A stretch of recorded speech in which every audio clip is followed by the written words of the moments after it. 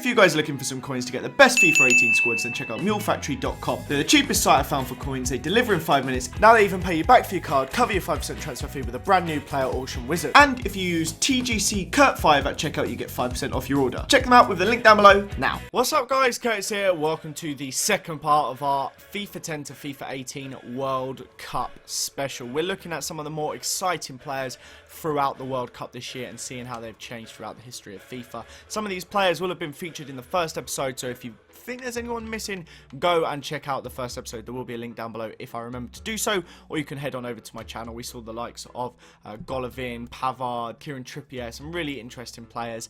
And yeah, these aren't necessarily the biggest names at the World Cup, but some of the players that excited me and that were kind of standout performers. There are a couple big names in here, some that you would definitely have known big time for a few years, but there's also some players that came out of nowhere and were certainly exciting throughout this tournament. So, without any further ado, I'm going to ask you one question. If you would like to see another episode of this, let me know down below who excited you the most throughout the 2018 Russian World Cup. I'm sure there's some players that I've missed, or some players that you just really enjoyed. Maybe that Moroccan lad who did that front flip throw-in. He was fun for me. Hugo Lloris eating a dragonfly. That was fun for me. There were some really exciting, weird moments. Morocco and Iran actually, like, players like Ali Reza Yahangbash were just exciting and fun. So if there's anyone I missed, pop them down below and I might get to them another time. So let's get into our first one though, and that is Hannes Halldórsson. Now we all know this bloke from Euro 2016. He was fun. He gave us some memories. He was an interesting goalie. I believe he's a part-time film director or something like that. He did a commercial with Coca-Cola for the World Cup, which is just mad. But he's now at Copenhagen. Is that Copenhagen? It's not. It's Randers FC. Is it me or do they have similar badges? I might be going absolutely mental. Anyway, Halldórsson, FIFA 15. He got his move after that flipping World Cup, obviously, and moved there. And he's been there for the last couple of years.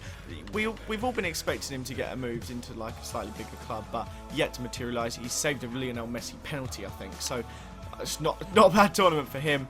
Really exciting, interesting player.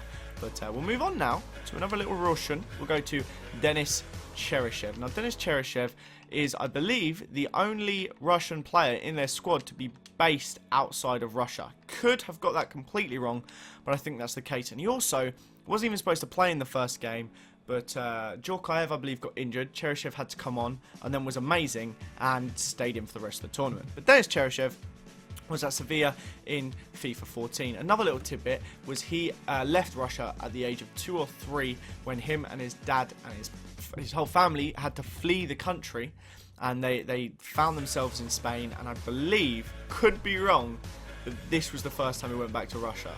Could be, well, obviously not, because he would have played friendlies. Something like that. He didn't go back until he was like playing for the Russian national team. Could be completely wrong here. But he was obviously that player that Real Madrid used in that game when he wasn't actually eligible. He hadn't been registered and caused all that uproar. Then he's just been at Valencia and Villarreal the last few years, and interesting little player. He's ended up with this unbelievable card right here. Great work rates for if you want to use him as a winger. Left footed, which is a bit of a shame when playing him on the left, unless you do like to cross, but I'm not a big fan of it. And just some worldy stats. Physical being his lowest. If we look at all the attributes, he's got 76 strength, but everything else, nuts. 98 shot power, just all round. An absolute beast on FIFA 18, that's for sure. Next up, we have number 3 of this episode, and we're going to go with Hirving Lozano. Now, one that we all profiled before the tournament to have a good one, and boy, did he have a good one. He's got a 91 rated card. It's a left mid. He's kind of been all over the place with PSV this year. A lot of people expecting that this will signal his move to a big club away from PSV this year, but obviously he was playing in Mexico for FIFA 15, FIFA 16, FIFA 17. I believe that team's name is Pachuca, could be wrong. And then he got his move to PSV this year, and he kind of made his stamp on Europe, getting into the team of the season, scoring bags of goals, and just being a mad, exciting player. Obviously made his mark on Germany during the tournament, and again, a lot of people expect him to get a move. However, the summer's going quite quick. But yeah, I think we'll see him move to another European club this window.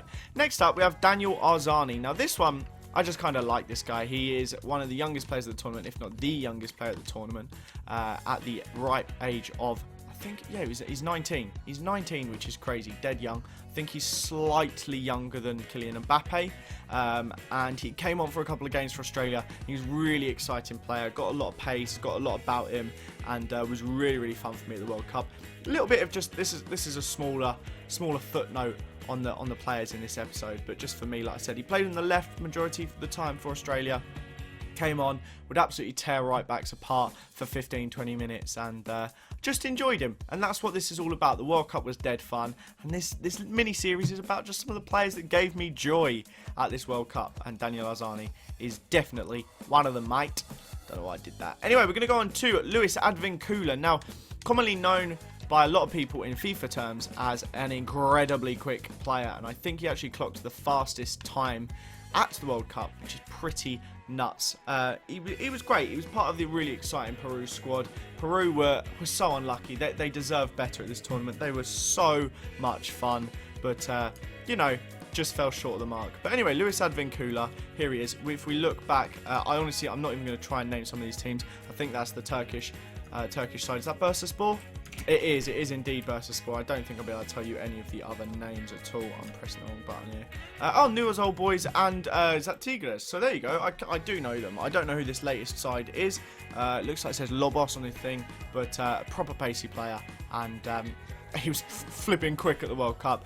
Spent a little bit of a time playing further forward. He's got 69 cats of Peru, which is pretty cool. And that's all I've got to say on him, really. I enjoyed him at the World Cup. Next up, we'll go for Quintero. Quintero has been a bit of a Football Manager wonder kid and a favourite of mine for a while, and he's always been fun in FIFA. He had a sick non-rare card that we're going to see in a minute, but he scored that free kick. He was good fun. He's been at a few different sides. He's been at River Plate, he's been at Porto, and I think that is Independiente Medellin from Colombia, of course, and I think that's where he currently is, so we're going to plop him in. But he was at Pescara in FIFA 13. Fun. My controller battery's low. It doesn't matter. He got his move to Porto, and that FIFA 14 card was dead fun because he was kind of like following in the mould of James Rodriguez.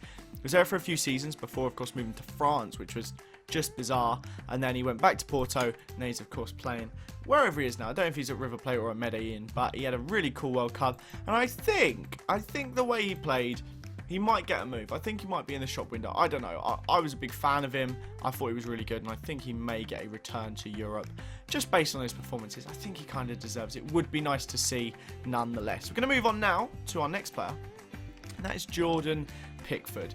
Now, Jordan Pickford for me is in this for some of the incredible saves he made, some of the penalty set, well, just the one penalty save, and just also his general demeanour. The fact that anyone that dared to come near him, he'd stand up and shout expletives in their face. He was so much fun at this World Cup, and he was part of that England team that gave me a lot of joy, and made me really enjoy this World Cup more than any other. So we'll look back. FIFA 13, Jordan Pickford was at Sunderland. He went on loan to Carlisle, and then to Bradford, and then Preston. He struggled to settle, and then finally got that starting berth at Sunderland the year they went down. Everton then picked him up when they went down to the Championship, and there you go. He's been at Everton this season. 30 million quid they paid for him, part of that huge summer that Everton had, but it's been pretty decent, and he's turned out to be fantastic at this World Cup, which is great fun. Some of the saves he made, like the one from Mandzukic and stuff like that, he was great, and also that one against Colombia that they then scored from the corner of. But flipping heck, what a save! The guy has been class this summer, and thank God for that. Next up, we have another Brit, Harry Maguire, another Englishman. I couldn't miss him out. Slabhead was amazing. He just was, again, so much fun to watch. He's ended up with an 88 rated card, but if we go back to FIFA 12, he was, of course, at Sheffield United as a 59 rated bronze centre-back. He was there for a few years. He got his move to Hull. I'm sure a lot of you guys remember him at Hull. He was a decent player. He really was a decent player. They got relegated at the end of this season, and then obviously ended up at Leicester after the relegation. And I probably haven't watched him enough, but I've heard a lot of people say just how good he was this season at Leicester, and it kind of makes that purchase they made even better, given that he's a homegrown player. Be interesting to see if anyone's actually in for him now. It might be kind of too late. It might be a next season thing, or who knows what will actually happen with him. But so much fun at the tournament, and couldn't happen to a nicer guy. He genuinely seems absolutely lovely. And then last into this episode is Edinson Cavani. Now this is a player you all know, but I just thought he was so much fun. I loved Uruguay this year. I really loved Uruguay this tournament. They were my favourite team of the tournament, and I just thoroughly enjoyed watching them all the time. Just the work rate, the effort, but also the talent and pure skill that they all had. It was great fun. It was such a shame he was injured for their big game. But we're going to go back. We're going to see he was at Palermo for FIFA 10. He then, of course, moved to Napoli for FIFA 11. I think that FIFA 10 was when they didn't have the Serie A badges, by the way. He moved to Napoli, was there for a few seasons, went to PSG. By this point, obviously, he was a highly rated player. He's still there now. It's going to be interesting just what happens with like the whole Neymar situation and Mbappe.